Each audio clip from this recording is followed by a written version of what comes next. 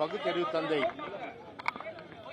பெரியார் அவர்களுடைய நினைவு நாளும், அதேபோன்று பொன்மனச்செம்மல் இதய புரட்சி தலைவர் எம்ஜிஆர் அவருடைய நினைவு நாளும், அதுவும் குறிப்பாக பகுத்தறிவு பகலவன் தந்தை பெரியார் அவர்கள் ஒடுக்கப்பட்ட சமுதாய மக்களுடைய உரிமைக்காக குரல் கொடுத்து, அதுவும் குறிப்பாக பெண்ணுரிமைக்கு அதிகமான அளவிற்கு அவர்கள் ஒரு சுதந்திரமாக ஒரு நிமிர்ந்த நன்னடையோடு இருக்க வேண்டும் என்ற வகையில் வாழ்நாள் முழுவதும் நம்முடைய தமிழ்நாடு முன்னேற்றத்திற்காகவும் மூட நம்பிக்கைகள் மூலம் சமுதாயம் சீரழியக்கூடாது என்ற வகையில் அந்த மூட நம்பிக்கைகள் ஒழிக்கப்பட வேண்டும். அது மட்டுமல்லாமல் ஒரு தமிழர்களை பொறுத்தவரை ஒரு பகுத்தறிவு பண்பாளர்களாக இருக்க வேண்டும் என்ற வகையில் வாழ்நாள் முழுவதும் அல்லும் பகலும் அயராது உழைத்திட்டு மறைந்த பெரியார் நினைவு தினம் என்று, அதே போன்று தந்தை பெரியார் அவர்களை ஒரு மாபெரும் தலைவராக ஏற்றுக்கொண்டு அவருடைய எண்ணங்களான குறிப்பாக பெண்ணுரிமை முன்னேற்றத்திற்கு பாடுபட்டு திரையுலகில் மட்டுமல்லாமல் அரசியலிலும் கோலோச்சி ஒரு முடிசூடா மன்னனாக அன்றும் இன்றும் என்றென்றும் திகழ்ந்து வருகின்ற நம்முடைய பொன்மனச்செம்மல், அது குறிப்பாக சொல்ல வேண்டும் என்று சொன்னால் ஒரு திரைப்படத்திலே பாடல் வரும், அதாவது கல்லாதவர்களெல்லாம் கல்வி கற்க செய்து காண்பதிலே இன்பம் சொல் தோழா என்று ஒரு திரைப்படத்திலே ஒரு பாடல் வரும். அந்த வகையிலே சுதந்திரம் பெற்று பல ஆண்டுகள் ஆகின்றது. ஆனால் சுதந்திரம் பெற்று பல ஆண்டு காலத்தில் புரட்சித் தலைவர் பொறுப்பேற்பதற்கு முன்பாக 4 பல்கலைக்கழகங்கள் தான் இருந்தது. ஆனால் பொன்மனச்செம்மல் புரட்சித் தலைவர் எம்ஜிஆர் அவர்கள் பொறுப்பேற்ற பிறகு 10 ஆண்டு காலத்திலே ஏறக்குறைய 8 பல்கலைக்கழகங்கள் கொண்டு வந்து அனைவரும் கல்வி கற்க வேண்டும். குறிப்பாக அண்ணா பல்கலைக்கழகம் எல்லாம், அதே போன்று தமிழ் பல்கலைக்கழகம் பொன்மனச்செம்மல் புரட்சித் தலைவர் எம்ஜிஆர் காலத்தில் எம்ஜிஆர் அவர்களால் கொண்டு வரப்பட்டது, புரட்சித் தலைவர் அவர்களால். அந்த அடிப்படையில் ஒரு வாழும் சகாப்தம் என்று சொன்னால் தமிழ்நாடு கல்வியில் மட்டுமல்ல ஒரு சமூக அளவிலும் பொருளாதாரத்திலும் முன்னேற வேண்டும் என்று வாழ்நாள் முழுவதும் பல்வேறு திட்டங்கள் எல்லாம், அதாவது ஒன்லைன் சர்வீஸ், இந்த கான்செப்ட் யாருக்குமே தெரியாது.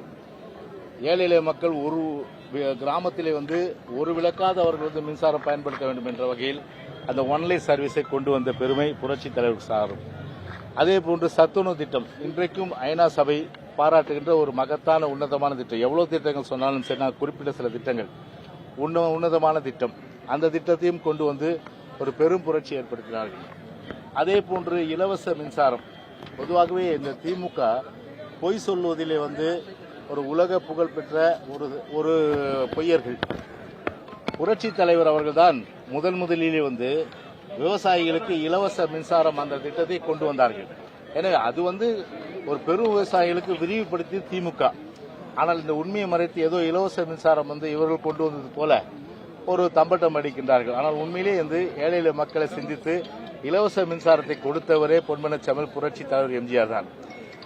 அதே போன்று திரைப்படம்ன்றது ஒரு பெரிய அளவுக்கு ஒரு தாக்கத்தை ஒரு தமிழ்நாட்டு மக்களும் சரி, அதே போன்று எல்லா தரப்பு மக்களும் சரி, அந்த திரைப்படம் ஒரு பெரிய தாக்கத்தை ஏற்படுத்தும்.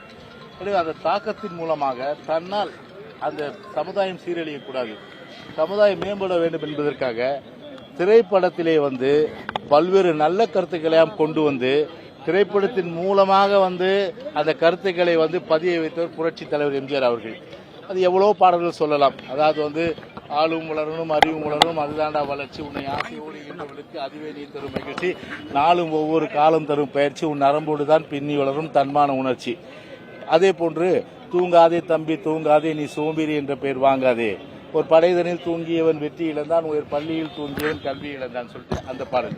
அதே போல் நல்ல பேரை வாங்க வேண்டும் பிள்ளைகளை சொல்லிட்டு ஒரு தலைவருக்குரிய பண்பு, அதாவது கருணை இருந்தால் வள்ளலாகலாம், கடமை இருந்தால் வீரனாகலாம், பொறுமை இருந்தால் மனிதனாகலாம், இந்த 3ம் இருந்தால் தலைவனாகலாம். இதெல்லாம் பார்த்தீங்கன்னா அவ்வளோ அருமையான கருத்து. அப்புறம் சிரித்து வாழ வேண்டும், நீ பிறர் சிரிக்க வாழ்ந்திடாதே, இந்த மாதிரியான கருத்துக்கள் எவ்வளோ சொல்லலாம். அந்த மாதிரி அதே மாதிரி வேட்டைக்காரன் படத்தில் உன்னை அறிந்தால் நீ உன்னை அறிந்தால் உலகத்தில் போராடலாம், உயர்ந்தாலும் தாழ்ந்தாலும் தலை வணங்காமல் நீ வாழலாம், மானம் பெரியது என்று வாழும் மனிதர்களை மான் என்று சொல்வதில்லையா. சிலர் தன்னை தானும் அறிந்து கொண்டு ஊருக்கு சொல்பவர்கள் தலைவர்கள் ஆவதில்லையா? அந்த மாதிரி பார்த்தீங்கன்னா நிறைய பாடல்கள் வந்து அவருடைய பாடல்கள் வந்து ஒரு அறிவுபூர்வமாகவும் ஒரு சமுதாயத்தை மேம்படுத்துவதற்குரிய அந்த பாடலாக இருக்குது. இன்றைக்கும் காலத்தால் அழிய முடியாத பாடல்களா இருக்கு. ஆனா இன்னைக்கும் வருத பாட்டெல்லாம் இன்னைக்கு காது கொடுத்து கேட்க முடியுமா? எங்க வந்து பாட்டு வந்த கையோடவே அது ஓடிடும். அது அந்த மாதிரி வந்து எந்த பாட்டு நிக்கிறது இல்லை. ஆனா கிட்டத்தட்ட வந்து ஒரு 70 வருஷம் 80 வருஷம் ஆன இந்த பாடல்கள் கூட 50 வருஷத்துக்கு மேலான பாடல் கூட இன்றைக்கும் வந்து காலத்தால் அழிக்க முடியாத ஒரு பாடலா இருக்கிற அந்த தத்துவம். எனவே வாழ்நாள்ல ஒரு திரைப்படத்தின் மூலம் ஒரு பெரிய அளவுக்கு வந்து சம்பாத்தியம் ஈட்டி சமுதாயம் எக்கேடு கெட்டு போனால் என்று இன்றைக்கு இருக்கின்ற நடிகர்கள் மத்தியில் நல்லா நோட் பண்ணி, இன்றைக்கு இருக்கின்ற நடிகர்கள் மத்தியில் எனக்கு பணம் பெரிதல்ல, சமுதாயம் தான் முக்கியம் என்ற வகையில் ஒரு சமுதாயத்தை மேம்பட வேண்டும் என்பதற்காக நல்ல பல கருத்துக்களை ஒரு திரைப்படத்தின் வாயிலாக கொண்ட அந்த அரசியலும் சரி, ஒரு 10 ஆண்டு காலம் ஒரு மாபெரும் ஆட்சி நிறுவி கிட்டத்தட்ட 3 முறை, அதே போன்ற புரட்சித்தலைவர் அம்மா அவர்கள் 2 முறை. இந்த வரலாறு பார்த்தீங்கன்னா கடந்த காலத்தில் யாரும் உருவாக்கவில்லை, இந்த இருவரும் தலைவர்கள் தான் உருவாக்கிய அந்த பெருமை. எனவே அவருடைய அந்த நினைவு நாளிலே இன்றைக்கு அவரை போற்றி புகழுகின்ற வகையில் நம்முடைய மாண்புமிகு கழக பொதுச் செயலாளரான எடப்பாடியுடைய தலைமையில் இன்றைக்கு அவருக்கு புரட்சி தலைவருக்கு நினைவஞ்சலி செலுத்தப்பட்டு அதன் அடிப்படையில் தலைமைகள், நிர்வாகிகள், முன்னாள் அமைச்சர்கள், நாடாளுமன்ற சட்டமன்ற உறுப்பினர்கள், கழகத்துடைய செயல் வீரர்கள், வீராங்கனைகள் அத்தனை பேருமே இன்றைக்கு நாம் வந்து நினைவு செலுத்துகிறோம். அதே போல பகுத்தறிவு பகலும் தந்தை பெரியார் அவர்களை இந்த நாளில் நினைவு கூறுகிறோம்.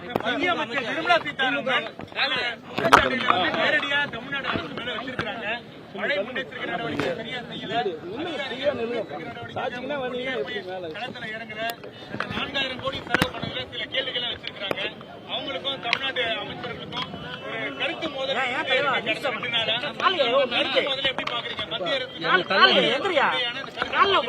இப்போ இதுதான் நாங்க அனைத்து இந்திய அண்ணா திராவிட கழகத்துடைய பொதுச்சாளர் எடப்பாடியா சொன்னாரு.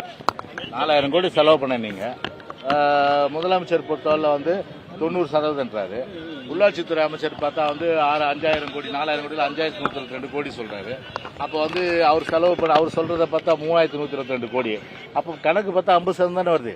அதான் இந்த நான் என்ன சொல்றேன், இந்த பிரச்சனைக்கு ஒரு வெள்ளை அறிக்கை கொடுங்க நீங்க.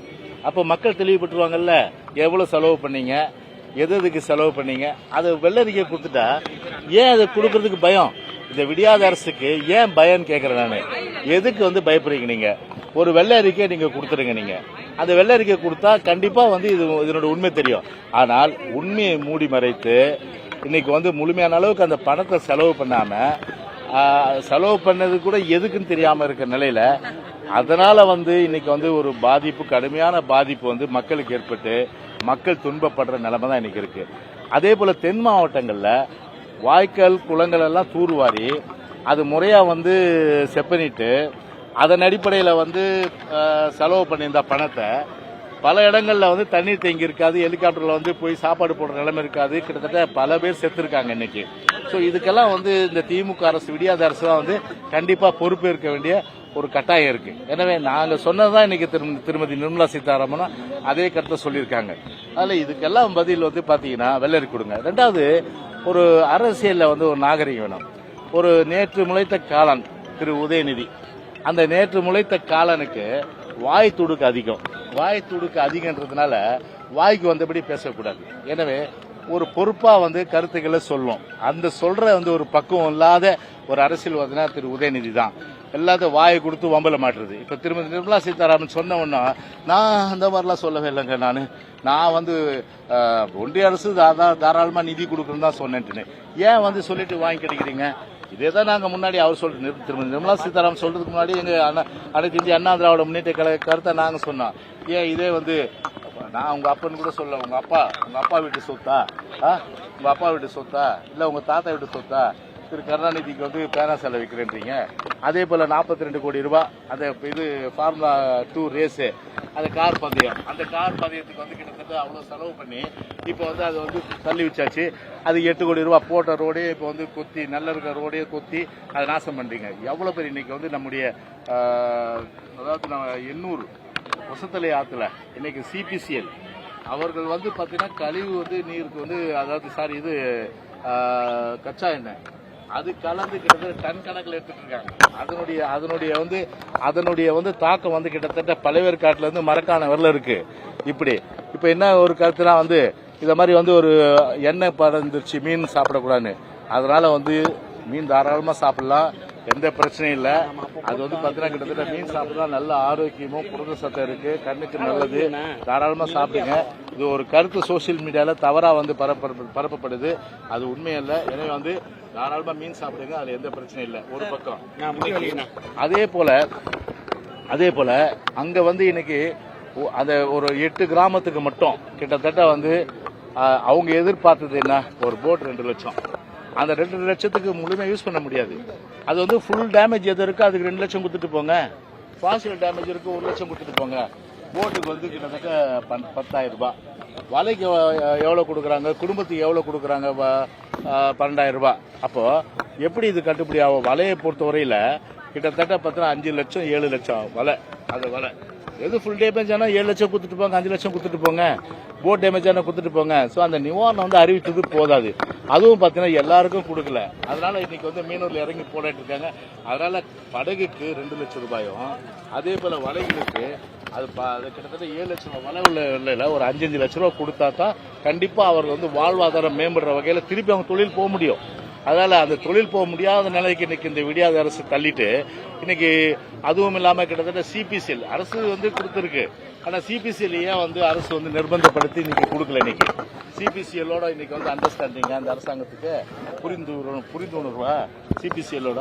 எனவே சிபிசிஎல் பொறுத்தவரையில வந்து கோடிக்கணக்கான லாபம், அவங்களுக்கு ஒன்றும் பணத்துக்கு பஞ்சம் கிடையாது. சிபிசிஎல் வருஷத்துக்கு பார்த்தா கோடிக்கணக்கான ரூபாய் லாபம் ஈட்டுற ஒரு நிறுவனம். அந்த நிறுவனம் ஒரு 300 கோடி ரூபாய் கொடுத்துட்டு போயிட்டோம். நாங்க வந்து கப்பல் வந்து எண்ணெய் கலந்ததுனால 200 கோடி ரூபாய் வாங்கி தரல, அந்த மாதிரி ஒரு 200-300 கோடி ரூபாய் வாங்கி கொடுத்து அதன் அடிப்படையில் மீனவர்களுக்கு வந்து என்ன கஷ்டம் கேட்கிறேன், அப்படி இருக்க நிலைமை. அதுக்கு வந்து இந்த அமௌண்ட், இந்த பணத்தை கொடுக்கறதுக்கு, இந்த பணத்தை வாங்கி கொடுக்கறதுக்கு எந்த வக்கு இந்த அரசாங்கத்துக்கு கிடையாது.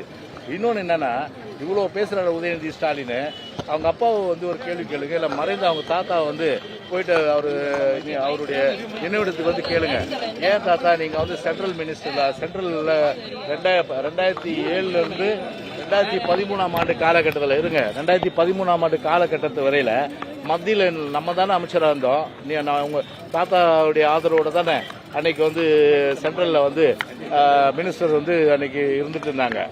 ஏன் வந்து தமிழ்நாட்டுக்கு சேர வேண்டிய 13,000 கோடி ரூபாய் நீங்க வாங்கி தரல?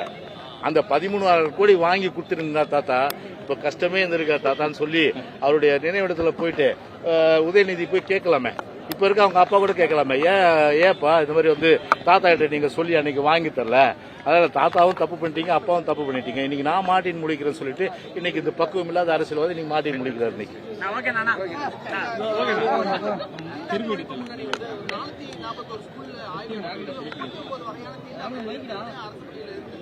எதுங்க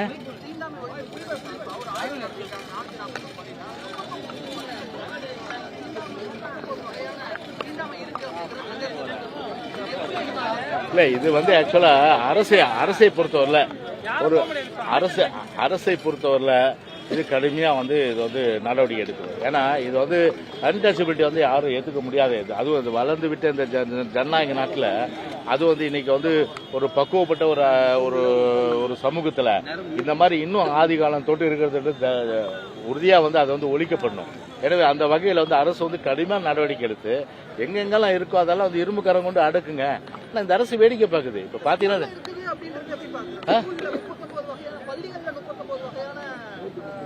என்னங்க, ஆமா இல்ல அதுதான் சொல்றேன். பள்ளிக்கல்வித்துறை என்ன பண்ணுது? பள்ளிக்கல்வித்துறை தூங்கிட்டு இருக்கு இன்னைக்கு. அவருக்கு இவர் அன்பில் மகேஷுக்கு வந்து பாத்தீங்கன்னா உதயநிதியோட சுத்துறதோட சரி இல்லையா, அவரை பொறுத்தவரை பாத்தீங்கன்னா அவர் பள்ளிக்கல்வித்துறை கான்சென்ட்ரேட் பண்ணாம இல்ல. பள்ளிக்கல்வித்துறை ஒட்டுமொத்த முரண்பாடுனுடைய ஒரு துறைனா அது பள்ளிக்கல்வித்துறை. நேற்று ஒரு ஆர்டர் போடுவாங்க, இன்னைக்கு ஒரு ஆர்டர் போடுவாங்க, நாளைக்கு ஒரு ஆர்டர் போடுவாங்க, அப்புறம் திடீர்னு பார்த்தா 3 ஆர்டர் கேன்சல் பண்ணுவாங்க. இந்த மாதிரி ஒரு முட்டாள் அரசாங்கம், முட்டாள் துறைன்னு பார்த்தா கல்வித்துறை தான். எனவே இந்த முட்டாள் அரசாங்கத்தை மாட்டிக்கிட்டு மக்கள் வந்து அவசரப்படுறதா ரொம்ப வந்து பெரிய கஷ்டம். அதனால பள்ளி கல்வித்துறை விழிப்பா இருந்து இதை உடனடியாக இப்போ உதாரணத்துக்கு தென் மாவட்டத்தில் என்னங்க நடந்தது? தென் மாவட்டத்தில் ஒரு கிராமத்தில் வந்து ஒரு வீட்டில் தம்பியும் அக்காவும் போட்டு வீடு பூந்து வெட்டினாங்க இல்லையா? இதை மாதிரி வந்து இதெல்லாம் வந்து ஆரம்ப கட்டமே இதெல்லாம் வந்து கண்டறிந்து உடனடியாக வந்து அது மாதிரி அதை வந்து ஒரு சமூகம் ஏற்றுக்கொள்ளாத ஒரு செயலை அபினிஷம், அதாவது ஆரம்ப கட்டத்தில் தடுத்து நிறுத்தணும். அதுக்கு சட்டப்படி நடவடிக்கை எடுத்து இந்த மாதிரி பண்ணா இந்த தண்டனை தான், அதனால அப்படி சொல்லி ஒரு பயத்தை உருவாக்கணும். ஆனா அந்த மாதிரி இல்லாம இன்னைக்கு இந்த அரசு மெத்தன போக்கால கண்டிப்பா நீங்க சொல்ற மாதிரி ஒரு பிஞ்சு மனசுலயே இந்த மாதிரி விதைகள் விதைச்சா அது ஆட்டோமேட்டிக்கா அது என்ன ஆகும், பெரிய அளவுக்கு வரும்போது இந்த மாதிரி மாறுபாடுகள், இந்த சமூக கேடுகள் நிச்சயமா உருவாகும். எனவே அதை தடுக்க வேண்டிய பொறுப்பு அரசாங்கத்திட்ட இந்த விடியாத அரசு அதெல்லாம் கான்சென்ட்ரேட் பண்ற மாதிரி தெரியல. ஓகே, அப்புறம் தம்பி இன்னொரு விஷயம்,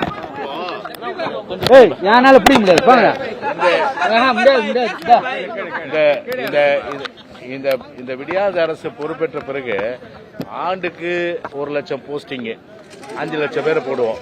இன்னைக்கும் 3 லட்சம் போஸ்ட் காலியா இருக்கு. டிஎன்பிசியில பாத்தீங்கன்னா அந்த தேர்வுகள் எதிர்பார்க்கிறத விட குறைவுதான். பாத்தீங்கன்னா கிட்டத்தட்ட வேகன்சி அவ்வளவு இருக்கு. ஆனா கிட்டத்தட்ட 2000, 3000, 4000 இப்படி வந்து சொற்ப அளவு தான் இன்னைக்கு வந்து அந்த வேகன்சி வந்து ஃபில்அப் பண்ணப்படுது. அதுல 1 லட்சம் பேர் ஃபில்அப் பண்றீங்களே, அது 5 லட்சம் பேர் போட்டு விடுங்க. அது என்ன கஷ்டம், தேர்தல் வாக்குறுதி மட்டும் கொடுத்தீங்களே. இப்போ இப்போ புதிய வகை கொரோனா, அதாவது JN1 இது ஸ்ப்ரெட் ஆயிட்டு இருக்கு இப்போ இந்தியா ஃபுல்லா. இப்போ மருத்துவருடைய அவசியம் கட்டாயம், மருத்துவருடைய அவசியம் கட்டாயம் சொல்லும்போது ஒரு MRB மூலமா தேர்வு எழுதியிருக்காங்க. இன்னும் அவங்களுக்கு வந்து ரிசல்ட் போடல. இன்னும் கிட்டத்தட்ட 1100 பேருக்கு உண்டான வேகன்சியை கிரியேட் பண்ணிட்டு 1100 வேகன்சி கிரியேட் பண்ணிட்டு மட்டும் அதுக்கு போடாம இப்போ ரைட் டு இன்ஃபர்மேஷன் ஆக்ட்ல அந்த டாக்டர்ஸே வந்து ஒரு இது வாங்கியிருக்காங்க. அதில் பார்த்தா இந்த டேட் வரல வந்த டாக்டர்ஸ்னுடைய வேகன்சி பார்த்தீங்கன்னா கிட்டத்தட்ட வந்து ஒரு 1800 வேகன்சி இருக்கு.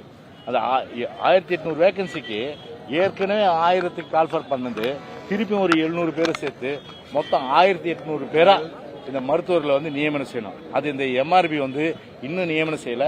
இப்போ இங்க சொல்ற இந்த இங்க நீங்க கேட்ட கேள்விக்கு அனைத்து இந்திய அண்ணா திராவிட முன்னேற்றத்தின் குரலா இங்க நான் சொல்றேன், செவிடன் காதுல ஒலிக்க வேண்டியது ஒலிக்குமா, நடக்க வேண்டியது நடக்குமா, நடக்கும். இது மருத்துவர்களை பொறுத்தவரை இன்னைக்கு வந்து ஒரு பெரிய எதிர்பார்ப்பு, வேலை வாய்ப்பு கிடைக்கின்ற எதிர்பார்ப்புல இருக்கிற நிலையில இன்னைக்கு வந்து செவிடன் காதல ஊதின சங்கா மாறிடக்கூடாது. அதில் உடனே நடவடிக்கை வேண்டியது அரசுடைய பொறுப்பு. ஓகே.